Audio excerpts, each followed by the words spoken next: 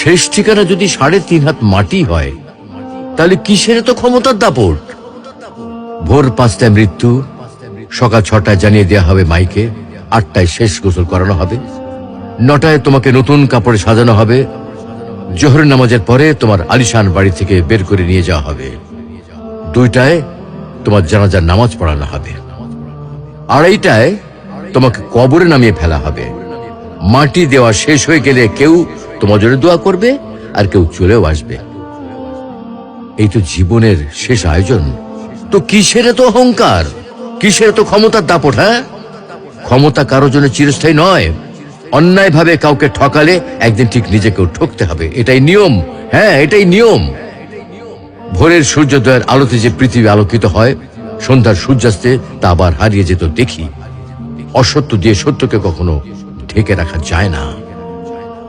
প্রকৃতি